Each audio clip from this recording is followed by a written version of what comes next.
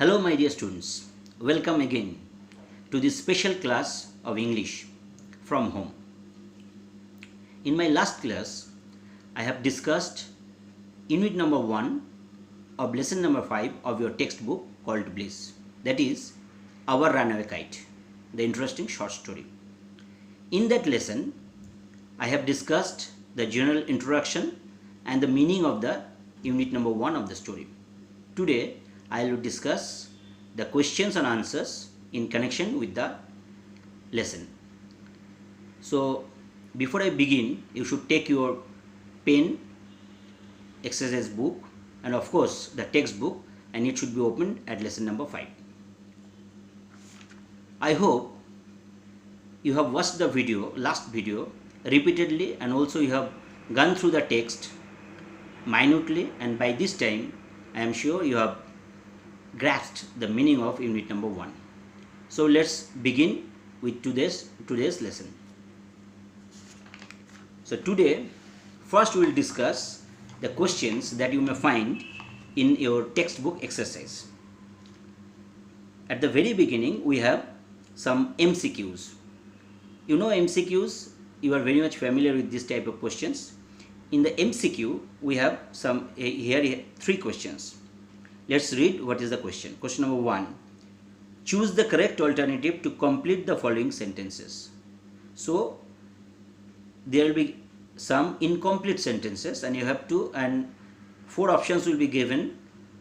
You have to choose the correct alternative to complete the sentences. Okay. So, let's see what is the first question. 1A. The keeper of the big half moon lighthouse is number 1 Aunt Esther, number 2 father, number 3 Claude, number 4 Dick. তো বলছে যে keeper of the big half moon light হাউসটা কে? তো এটা খুবই easy question, তোমরা সবাই জানো যেটা হবে father means the father of the narrator. Now come to question number 1B. The family moved over to the mainland in number 1 summer, number 2 spring, number 3 monsoon, number 4 winter. এই ফ্যামিলিটা মেনল্যান্ডে চলে যেত কোন সময়? সামারে, স্প্রিংয়ে, মনসুনে, উইন্টারে. এটা ভেরি ইজি কোশ্চেন. যারা টেক্সটটা পড়েছে তারাই উত্তরটা দিতে পারবে, তাই এটা আমি আর বলছি না, এগুলো তোমাদেরই করতে হবে. এবার আসছে question number C1C. When asked about relations, father looked number 1 happy, number 2 angry, number 3 sorrowful, number 4 irritated. অর্থাৎ বাবাকে যখন আত্মীয় স্বজনের ব্যাপারে প্রশ্ন করা হলো, অর্থাৎ আমি বলতে চাইছি বাবাকে যখন আত্মীয় স্বজন কেন তাদের নেই এই ব্যাপারে প্রশ্ন করা হলো, তখন বাবাকে দেখাচ্ছিল কেমন? হ্যাপি, অ্যাংরি, সরোফুল নাকি ইরিটেটেড? এই কোশ্চেনের সমস্ত উত্তর কিন্তু গতদিন আমি যখন পড়িয়েছি তখন বলেছি, এবং যারা টেক্সটটা পড়েছো তারা পারবে. তো এইগুলো হচ্ছে এমসিকিউ কোশ্চেন্স.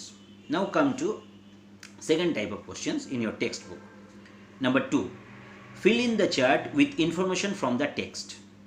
বলছে একটা চার্ট দেওয়া আছে, এবং সেই চার্টের বাঁদিকে কিছু কলামে কিছু তথ্য দেওয়া আছে, আর ডান দিকের কলামটাকে ভ্যাকেন্ট বা খালি রাখা আছে.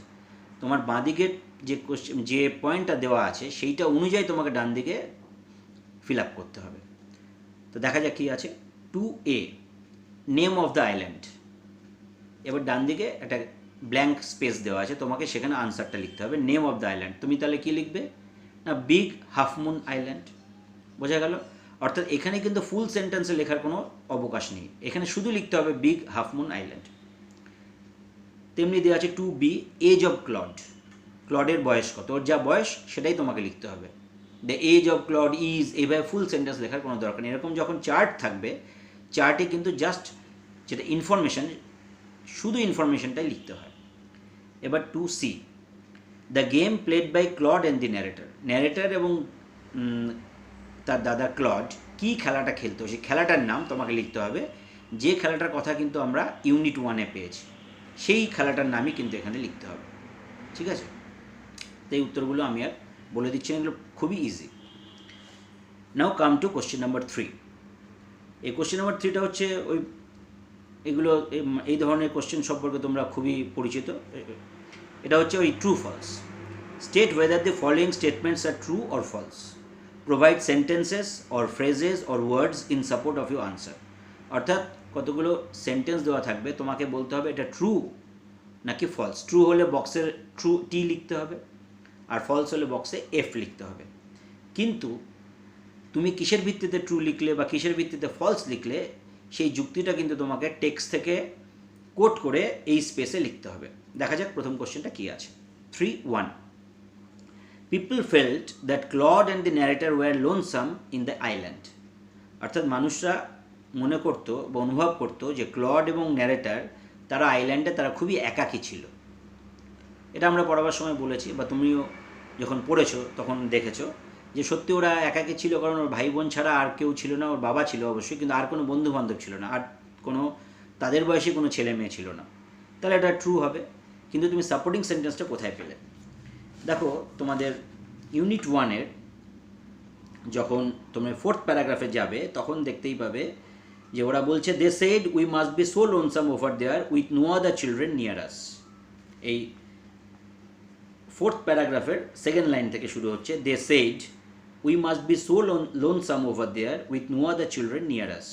তাহলে এই সেন্টেন্সটা তোমাকে ঠিক বইয়ে যেভাবে লেখা আছে সেইভাবে তোমাকে কোট করে দিতে হবে। অর্থাৎ সেন্টেন্সটা লিখে দেবে, সামনে পেছনে ইনভার্টেড কমা দিয়ে দেবে।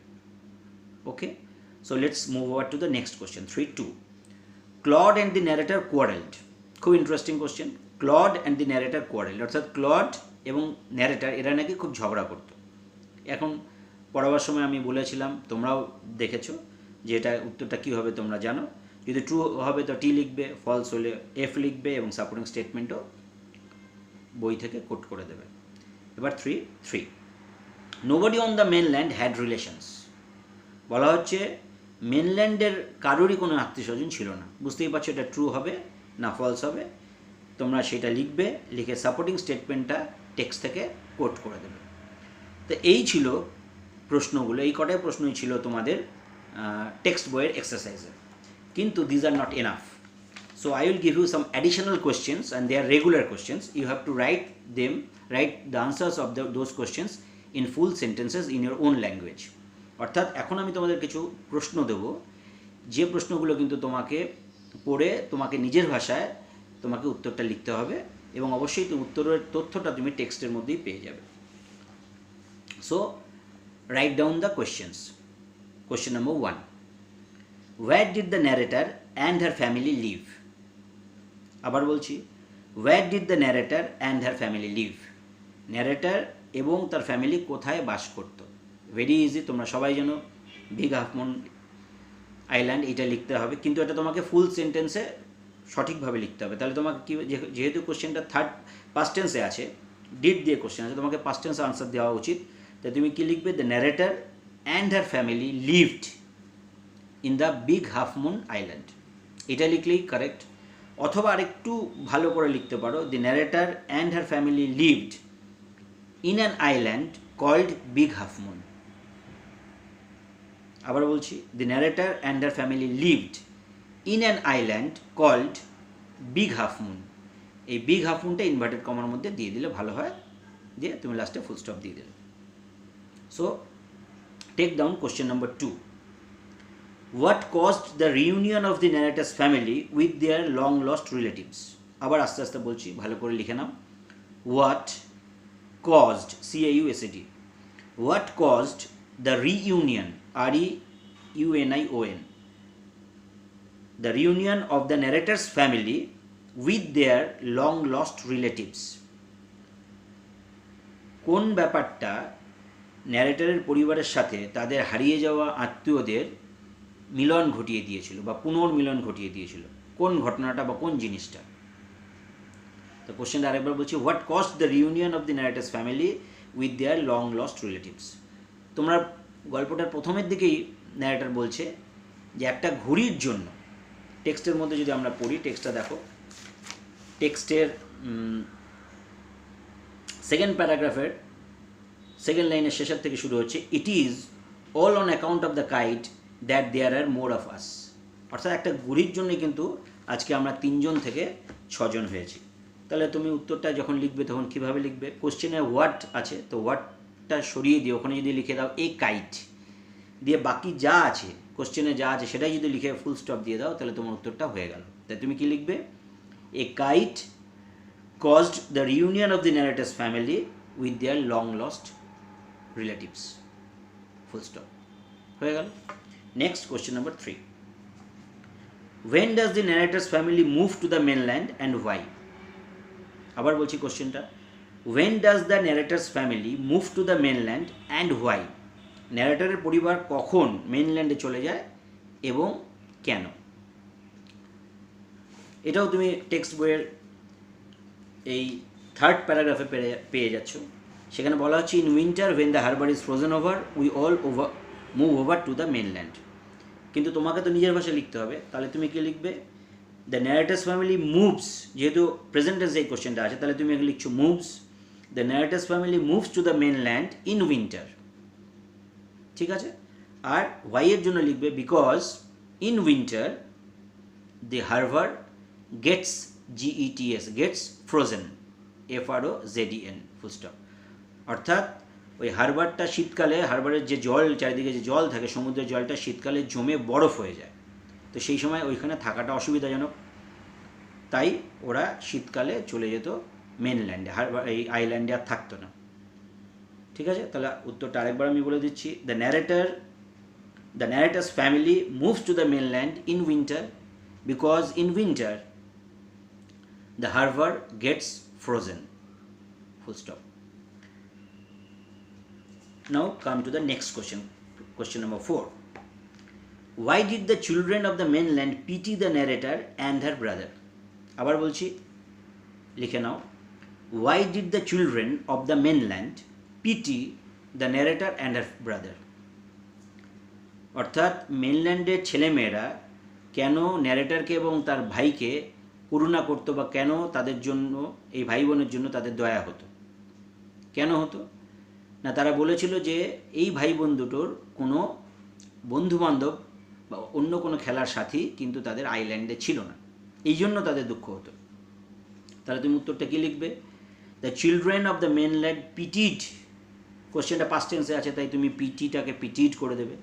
তাহলে লিখবে the children of the mainland pitied the narrator and their brother because they had no other friends in the island and they were so lonesome. আবার বলছি, the children of the the narrator and her brother had no friends on the island and they were so lonesome. এই ব্যাপারটা তোমাকে লিখতে হবে। অর্থাৎ children, যারা মেনল্যান্ডের children ছিল, তারা ন্যারেটার এবং তার দাদাকে করুণা করতো, কারণ আইল্যান্ডে তাদের আর কোনো বন্ধুবান্ধবও ছিল না এবং তারা খুবই একাকী ছিল, ঠিক আছে। Now come to question number 5. What puzzled the narrator and her brother? ন্যারেটার এবং তার ভাই বা তার দাদা কিসের জন্য তারা পাজলড হয়ে যেত? কোন জিনিসটা তাদেরকে পাজল করে দিত? কোন ব্যাপারটা তাদেরকে হতভম্ব করে দিত? তো আগের দিন আমি বলেছি, তোমরা আশা করি পড়ে নিয়েছো, দেখবে যে ওর বাবার আর কোনো আত্মীয়স্বজন ছিল না, এই ব্যাপারটা ওদেরকে পাজল করত, ঠিক আছে। তাহলে তুমি কি লিখবে? The narrator's father had no relations except his children.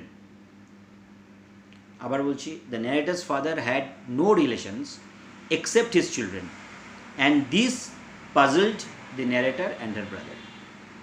ব্যাস এইটুকু লিখলে তোমার আনসারটা কমপ্লিট। অর্থাৎ আমি কীভাবে উত্তরটা দিলাম, আমি উত্তরটা এইভাবে দিলাম, বা তুমি এইভাবে লিখলে তোমাদের সহজে উত্তরটা দিতে পারবে। তোমাকে বলতে হবে the narrator's father had no relations except his children and this puzzled the narrator and her brother. Okay, now come to the question number 6. How did the father of the narrator react when he was asked about relations? আবার বলছি কোশ্চেনটা, how did the father of the narrator react, REACT, when he was asked about relations? অর্থাৎ ন্যারেটরের বাবা কীরকম আচরণ করতো বা তিনি কীরকম প্রতিক্রিয়া দেখাতেন যখন তাকে আত্মীয় স্বজনের ব্যাপারে প্রশ্ন করা হতো। অর্থাৎ আত্মীয় স্বজনের ব্যাপারে প্রশ্ন করা মানে কি, মানে তাদের আর কোনো আত্মীয় স্বজন ছিল না কেন, এরকম প্রশ্ন যখন করা হয়েছিল তখন তার বাবা কী প্রতিক্রিয়া দেখিয়েছিলেন। ভালো করে যদি তোমরা পড়ো, ইউনিটের শেষের দিকে আছে যে তার বাবা লেখা আছে যে once we asked father about it but he looked so sorrowful that we wished we hadn't. He said it was all his fault. এখানে ভালো করে দেখবো যে দুটো ব্যাপার হয়েছিল। প্রথমত বাবা প্রশ্নটা করার মধ্যে বাবাকে দেখা গেল তিনি খুব তার মুখে একটা দুঃখের ছাপ পড়ে গেল, তাকে খুব দুঃখী দেখাচ্ছিল, আর তিনি বলেছিলেন যে এটা তাঁরই দোষ। তার আনসারটা তুমি কি লিখবে? আনসারটা তুমি এইভাবে শুরু করবে, when he was asked about relations, the narrator's father looked sad. The narrator's father looked sad and he said that it was all his fault. আবার আমি প্রশ্নটা উত্তরটা বলে দিচ্ছি। When asked about relations, the narrator's father looked sad and he said that it was all his fault. So this is my last question to you. এই ছটা extra question আমি দিলাম। তো বইয়ের মধ্যে যে কোশ্চেনগুলো ছিল আর এই ছটা এক্সট্রা কোশ্চেন, এই সমস্ত কোশ্চেন যদি তুমি আনসারটা ভালো করে রিড করে ফেলো, তাহলে ইউনিট 1 থেকে যে কোনো প্রশ্ন আসলে তুমি কিন্তু তার উত্তর দিতে পারবে।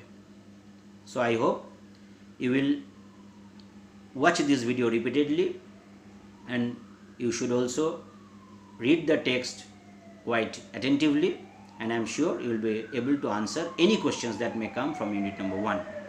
So now it's time to give you assignment. এখন তোমাদের অ্যাসাইনমেন্ট বা হোমওয়ার্ক দিতে হবে। তো হোমওয়ার্কটা কি? তোমাদের টেক্সট বইয়ে যে এক্সারসাইজ আছে তার 1, 2, 3 যে কোশ্চেনগুলো আমি আলোচনা করলাম সেগুলো অবশ্যই লিখে ফেলবে, আর আজকে যে অ্যাডিশনাল 6টা কোশ্চেন আমি দিলাম তারও আনসারগুলো আমি বলেই দিয়েছি, সেগুলো তুমি খাতায় লিখে ফেলবে। এটাই তোমার homework. So today our video lesson has come to an end. Wait for my next video where I will discuss unit number 2 of this lesson. Stay indoors, stay safe. Till then, goodbye.